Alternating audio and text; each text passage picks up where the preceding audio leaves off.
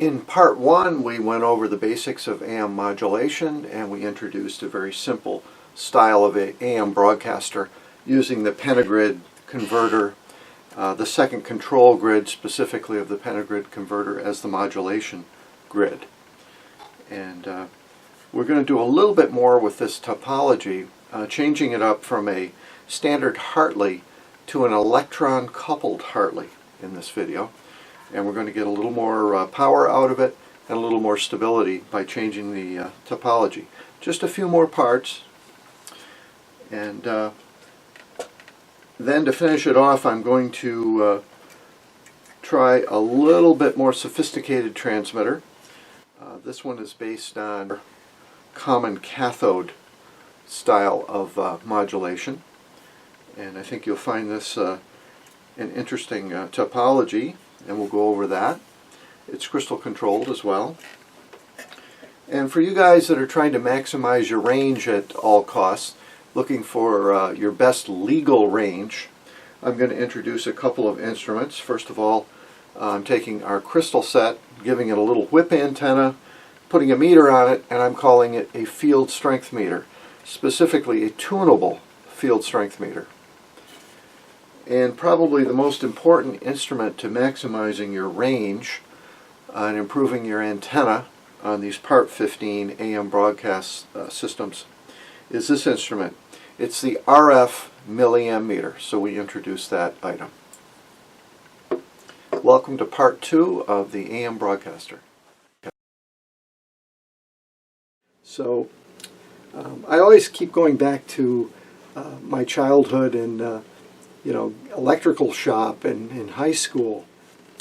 The teacher took out this board that was about 18 inches by 18 inches and had a 6J5 tube on it, or 6C5 maybe, in a Hartley oscillator. This is what the schematic looked like. And he took a carbon microphone out of a telephone handset along with a couple of batteries, and he made some loops of pickup wire, put it around the Hartley oscillator coil, and he was able to modulate to a table radio that was about 15 feet away, and we were all completely amazed. So there may be times where you want to compare one tube or one transmitter or one antenna to another in terms of field strength, or how strong is the signal. And what we have next to our transmitter is one of our crystal sets, and the crystal set has an antenna attached to the top of the tuned circuit that's about 2 feet long, about the same size as the whip antenna we have in the transmitter. And we have a small meter attached to where we normally put the headphones. The meter should be a 50 microamp or at the most a 100 microamp movement. And as we tune, you can see that the meter is sensitive to the RF coming out of the transmitter. It's a tunable field strength meter. I'm about a foot away between the two antennas, and I wouldn't go any closer than that. This is just a relative type system, and it will tell you, how one transmitter's power that's radiated compares to another. It's just a very simple instrument. You can use it with your digital multimeter as well. It's a little harder because the multimeter will tend to auto range. This is an RF milliamp meter. Basically, it's an amp meter that measures the current in RF circuits. For instance, in the base of a vertical antenna, like the 10-foot antenna or the 6-foot antenna or the whip antenna that you use on your Part 15 transmitter. Now, theoretically, we know that power is I squared R. So if the milliamp meter, for instance, was reading 40 milliamps RF, we would square that and multiply it by 50 ohms, let's say. Let's say we had a perfectly matched 50 ohm antenna, and would come out to 0.08 or 80 milliwatts. So, for instance, with our 100 milliwatt input transmitter, we're getting 80 milliwatts out, that's 80% efficiency. So that's how the meter works. It's simply I squared R. Now how can we use an instrument like this with our Part 15 transmitter? We put it in line with our antenna. As we tune the antenna, we tune for maximum response. We're not particularly interested in absolute power measurement. We're just interested in maximizing the current into the antenna. So it's more or less just a power indicator for us because we have an unknown impedance antenna. But we do know one thing. If we have 100 milliwatts of input power, we certainly are not going to get 300 milliwatts into the antenna. It's always going to be less. So again, we're just using it as a tuning indicator. Occasionally you can find these on eBay or at Hamfests. If you see one, pick it up. You'll be using it. Now imagine we wanted to make an instrument that's similar to what the FCC would use to measure your field strength in microvolts per meter. This is a picture of the instrument that they typically use, which uses a loop antenna, and they tune for maximum response on the loop antenna while placing the device usually 30 meters from your transmitting antenna. So we're not talking about the people that have a little 6-foot piece of wire inside the building. We're talking about people that are really trying to get the most range, and they might have an extremely well-built antenna with all copper construction located on top of a phone pole or on top of a building. In other words, an extremely efficient antenna that warrants investigation.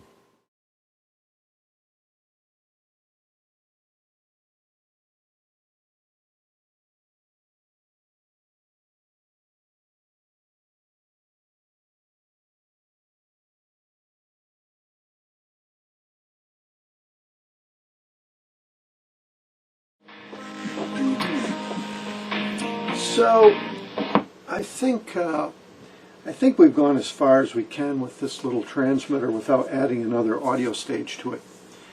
I can say this transmitter does have some advantages. It's very simple, low parts count, and that's important when you're building a small project. Very inexpensive, all of those good things, but without some added amplification it's not going to be able to do the job. I'm not a big fan of this particular circuit. I think that we can do better with the 6BE6 if we use it as a more traditional electron-coupled oscillator. Of course, that's going to mean adding some parts, but I'm willing to add some parts in order to improve the performance. I think if we put a radio frequency choke in the plate and we use a Hartley oscillator involving the cathode of the tube and stick with the fifth grid modulation like we're doing here, and maybe add an audio stage, I think we can bring this thing into compliance. But I don't mean to disappoint you guys, but it's a little bit tough to get high performance out of this very simple circuit. So on the same subject of keeping it simple, I've got a couple of people I need to talk about. I used to work with someone back in the 90s. His name was Chuck Kitchen, and Chuck was an engineer that did a lot of projects. A lot of them were published in hobby magazines and even in the amateur radio ARRL handbook. He's the one that brought the high-performance regenerative receiver on the scene in the late 90s, early 2000s. But working with Chuck was interesting because I would come up with some circuit or do a circuit, and he would immediately say, "Mike, that's too complicated. Nobody will ever build that. So you need to simplify it and remove about half of the parts and keep the part count down to less than 20, and then maybe some people will build it." That's the idea with the AES project. The fewer the parts, the less the expense, the more apt someone is to actually build it. So working with Chuck some 20 years ago was really interesting. Less is better, in other words. Another individual that was on the same wavelength, his name was Madman Muntz. Madman Muntz was this personality from the 40s who came around at a time when sales and engineering and electronics all crashed together, and he made many fortunes using his madman personality, selling cars, selling electronics, televisions, and so on. And he was a self-taught engineer, among other things. And one of his ideas was to have the lowest cost television on the market in the 40s and early 50s. And he came out with a less than $100 television. He would have his electrical engineers design something, and then at night he would sneak into the lab and he would literally take diagonal cutters and cut away parts and then turn the television back on. And if it still worked, when he cut away the part, a capacitor, a resistor, he would tell the engineer, you don't need that part. The TV still works without it. Of course, the TV didn't really work as well without it, but because he was in the greater New York area, the television perhaps didn't need that bypass capacitor on the screen. It got along just fine without it. So by reducing the part count to absolutely the least parts possible, he was able to have the cheapest TV on the market. The other thing that was problematic was the TV antenna. You might have seen pictures of television antennas all over apartments. Muntz had this brilliant idea. Why not build the antenna into the TV? Thus, that takes away $50 worth of mast, television antenna, lead-in, rotor, and these TVs sold like hotcakes. Of course, if you're in the greater New York area, you know that the TV stations were located on the tall buildings, and you really didn't need to have much of a TV to pick up a station in New York City at that time. Thus, he made his millions of dollars selling these low part count, low cost televisions. That's the same idea with this kit. I think we can do better than that, though. So the next thing I'm going to do is try to improve this using the same 6BE6 tube, same power supply, but we're going to rearrange some parts, maybe add a few parts, and see if we can get the performance up a little bit. See you crying. No matter where. So what I've done is I've actually added a 6AV6 or a 6AT6 triode to amplify the microphone input or the source input to the point where the laptop can now drive the 6BE6 properly. I've only added about a gain of 10. I have an unbypassed cathode, so it basically took the 1.5 to 2 volts that it requires to modulate the tube, and it brought it down into the 100 to 200 millivolt region, which the laptop can supply. Now if we were to bypass that cathode, the gain would go up to the point where you could probably drive it with a microphone. But I just wanted to show you that the addition of the tube and 4 parts, 3 resistors and a capacitor, was enough to increase the gain and bring it up to the point where we can use it with regular line. So we've got the little transmitter amplified a little bit. I really don't like this circuit. I think we can do better with the 6BE6 by putting it in an electron-coupled oscillator circuit with a more conventional Hartley in the cathode circuit of the tube, so that the plate of the tube is not involved with the feedback or the tuning. In that way, we can put a choke in the plate circuit, or even a tune circuit, or even a pi filter, or whatever we want to do, and we have more control over feeding the energy into the antenna, and that has less chance of disturbing the oscillator. So I'm going to modify the transmitter to one more time, and I'm going to change that 6BE6 circuit to a new type of circuit. So, we might pick up a couple parts, little bit more complexity, but it's going to be a much better circuit than what we have here. We'll try coming off the top, and then we'll try a link coupling method. And the modulation's the same. We're using the fifth grid. But let's see if this topology is a little bit easier to control. It maybe gives a little more output power, and perhaps is a little bit better circuit.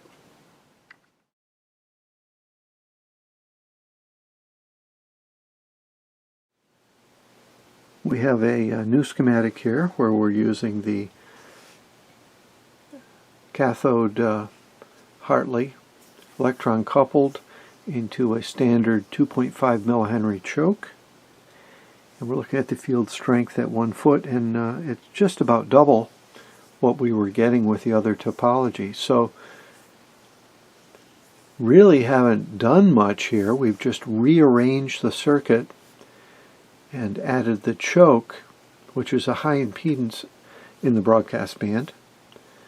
And now we are definitely putting out more juice. So there's a tip. This is a little bit better topology, and there's no tuned circuit, no tuning. This is a very nice circuit, and pretty confident that once we go a step further and put a tuned circuit in the plate of the 6BE6 or the 6SC6, that we might even be able to do a little more. And then, of course, we'll get into the link coupling and see what we can do with a low impedance on the output. So Mr. Muntz would not be too happy with me because I've added quite a few parts to the basic circuit in order to get a halfway decent pattern. I'm able to achieve 60 or 70% modulation with a fairly smooth looking wave. But we had to add some circuitry, specifically to the control grid number 2, which is the grid that we're using to send the audio in and modulate. I had to add a voltage divider that brought the bottom of R4, the 100K resistor, up to around the 25 volt level. And I only have about 80 or 90 volts.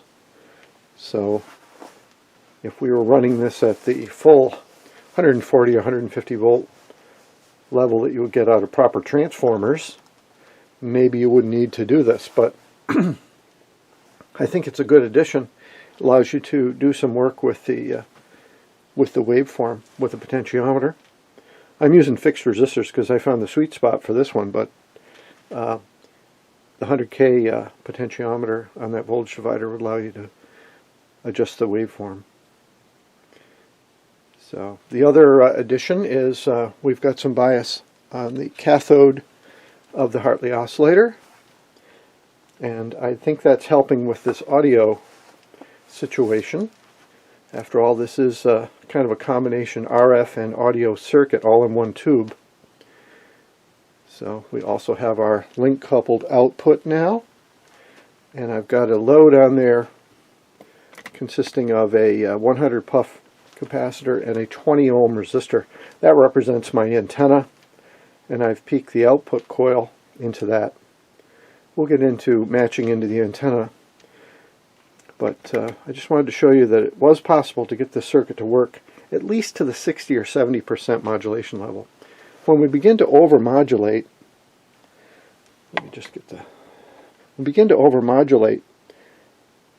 it starts to do some flat topping. It's smooth though, so there is a chance that you're going to get some instability. So I have added R12 on the grid to take care of any temptation there for parasitics, as well as a parasitic choke consisting of a resistor with a few turns wrapped around it. So it's starting to look like a more conventional transmitter. Unfortunately, the part count's gone up. So we're up to 14 or 15 capacitors, and we're up to 13 or 14 resistors and so on. So it's no longer that simple little 10 to 15 component transmitter that we started with, but we're starting to get some better performance out of it.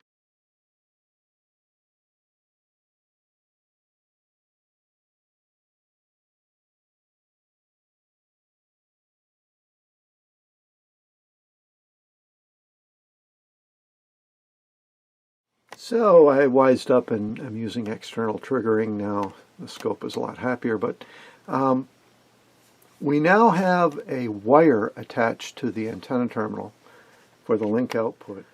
And I've peaked the output network. This is with our 15-turn coupled link on the output. And I'm noticing that on our field strength meter, I have to come right up close to it to get any indication at all. So we've lost a lot. Remember, we were attached to the top of the coil with a short whip, and we were getting a lot more output than with this longer antenna on the coupled output. Of course, we'd expect that because it's a big mismatch. Okay, we now have disconnected the link, and we have the 50 puff capacitor going to the terminal strip, and we're going into the 10-foot wire. We do have an indication on the field strength meter, so bringing the 10-foot wire right on the top of the tuned circuit does put energy into the wire and gives you measurable field strength. Let's take a look at the R390, see what the field strength, see what the S meter says. Pretty good. It's not quite 90, but boy, it's close. So we do have some indication with the simple whip antenna, but it's lower than we got with the 10-foot wire. We did get some indication on the whip. Let's take a look at the S meter on the R390. Pretty low. Around 20. So you guys remember this thing, right? This is an antenna tuner we used on the crystal set to resonate out the antenna and try to improve our signal strength on our crystal set. And I think we're going to see that this coil can also be useful for tuning our 10-foot wire. But I decided to go even one step further, and that is to develop a loading coil. Okay, that's what this is. This is a loading coil that has inductance that will work against the capacitance of the antenna and cancel it out. Okay. And also, once we cancel out that capacitance, we're left with a very low resistive impedance. We need a matching circuit, and that's what this device is. It's an LC L-type matcher. And this will allow us to match the antenna and get some current going into it. Okay, we are now looking at the field strength meter, and you can see we got a good deflection. We have our little antenna tuner, and we can tune, see, we can peak that baby. You can see very nicely how tuning the antenna increases the output. You can see that there's plenty of juice coming up there now compared to what we had. And let's just go over to the R390 and look at the meter. Yeah, we're over 90 now. Very good. So in theory, what we're trying to do is, with our simple antenna, is to remove the reactance, the capacitive reactance, with an inductor. This is done with a loading coil that's either at the base or in the middle of the antenna or towards the top. And of course the size of the coil will become much larger as you move towards the end of the antenna. So in my example, I have the loading coil very close to the base, only a couple feet up. That's mostly just to limit the size of the inductance needed to cancel the reactance. The other thing you'll hear is once you do that, you've got a very low impedance. So if your transmitter has a link output of 50 ohms or something like that, you've got to transform the 50 ohms down to an ohm. So typically that's people will do that with an L match, and that's a shunt C series L type system. But the reality is this wire, this little number 20 wire strung around the shack, has so much loss that the actual leftover real impedance may be much higher than you think. So better to use a pi type network that allows you more flexibility in taking care of that last bit of match. So hopefully you guys are a believer in antenna tuning now, both on receivers and on transmitters.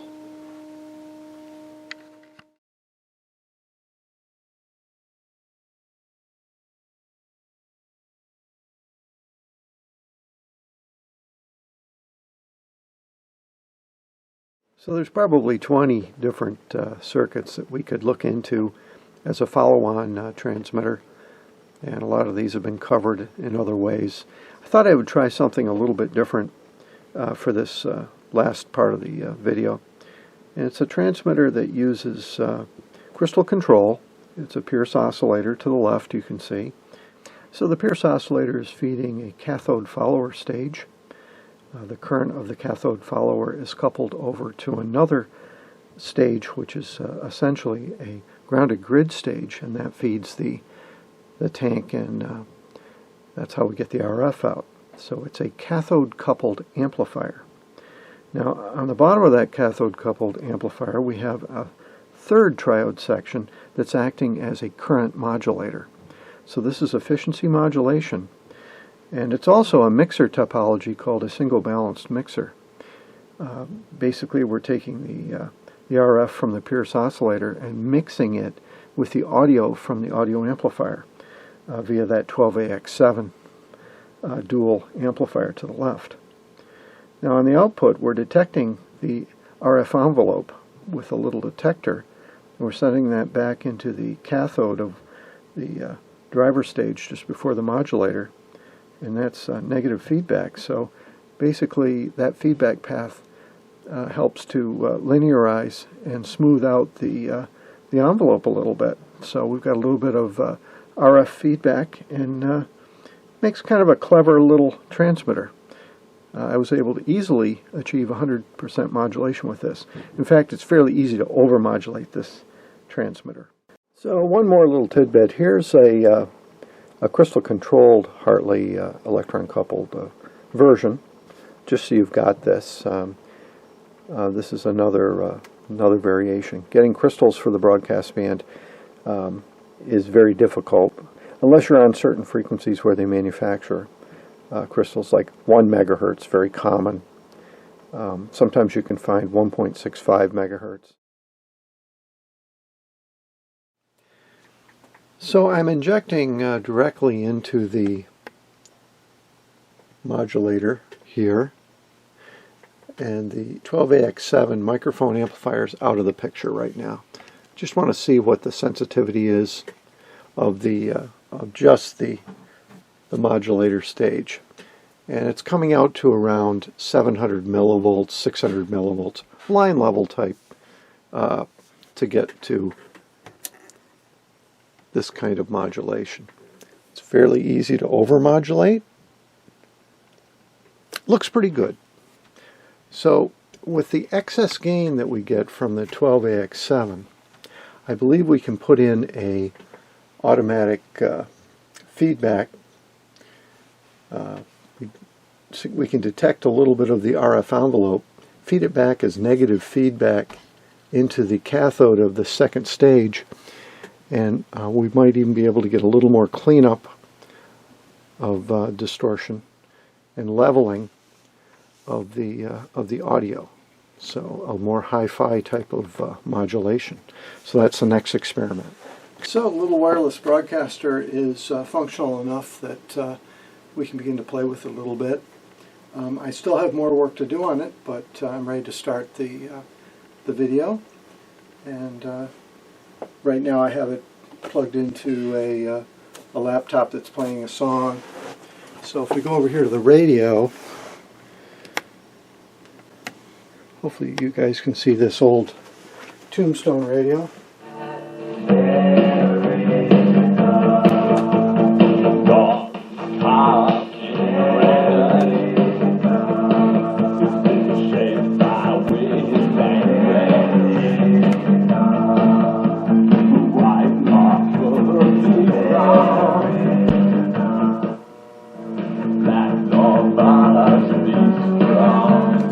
So we've got excess gain in the amplifier. I actually have it set up for a dynamic microphone. As you can see, we're not using much on the volume control. 1, 2, 3, 4, 5, 1, 2, 3, 4, 5, hello test. So basically, if you put an electret in here, it's going to be too much output. And we would scale back the gain if you used an electret microphone. So AES really picked a good topology. It's really one of the best of the one-tube type circuits. You do need to drive it hard though, and it operates a lot better if you give it one stage of amplification, perhaps an LM386 driving it, or another tube. Even a triode stage will bring it up to the point where you know, your normal electronic devices with their line level can drive it. As is, you need to hit it pretty hard with several volts before you get decent modulation. That's the other thing we should talk about. Decent modulation. You're going to get good performance with 20 to 30% modulation. It's going to sound just fine.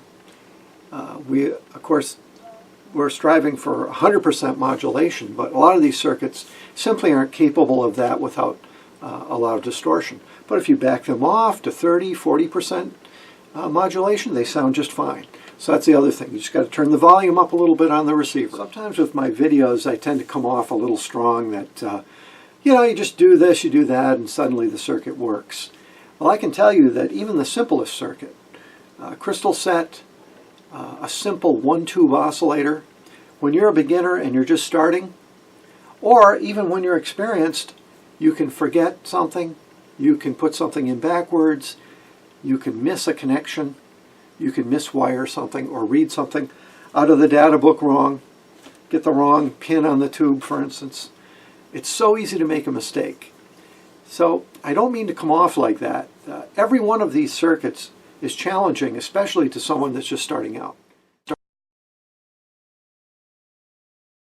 So whether you're using a high performance, all copper, Litz wire coil, super low loss AM broadcast system at the top of a telephone pole going for maximum legal range, or you're simply wanting to transmit more efficiency around the antique wireless show, I think we found out that antenna tuning is the secret to improving the output on these transmitters.